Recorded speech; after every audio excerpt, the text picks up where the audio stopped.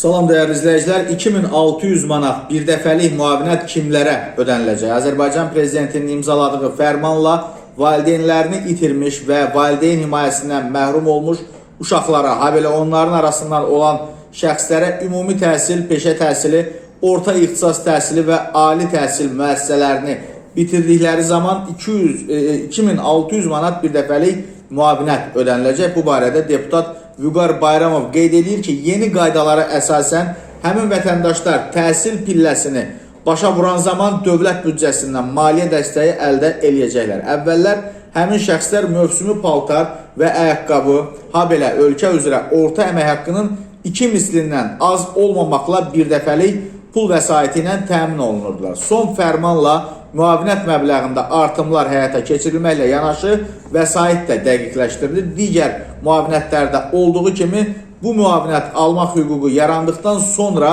yaşayış yeri üzrə Dövlət Sosial Müdafiə Fondunun struktur bölməsinə, dost mərkəzinə və ya şəhid ailələri üzvlərinin müharibə ilə əlaqədar xəsarət almış hərbi qulluqçuların və əlilliyi müəyyən edilmiş şəxslərin müraciətləri üzrə vahid əlaqələndirmə mərkəzlərinə müraciət eləmək mümkündür. Müraciət edən şəxsin şəxsiyyət vəsiqəsi və doğum haqqında şəhadətnaməsinin surəti, valideynlərin ölüm haqqında şəhadətnaməsi və yaxud bu barədə Ədliyyə Nazirliyinin arayışı yaxud hər iki valideynin məlum olmaması barədə yerli icra hakimiyyətinin, yəni istənilən bir icra hakimiyyətinin harada qeydiyyatdasısa, qəyyumluq və himayə orqanının arayışı, təhsil pilləsini bitirməsinin təsdiqi və digər müvafiq sənədlər tələb edilir. Bu müavinətin ödənilməsində məqsəd valideynlərini itirmiş və valideyn himayəsindən məhrum olmuş uşaqların, habelə onların arasından olan şəxslərin sosial təminatını daha da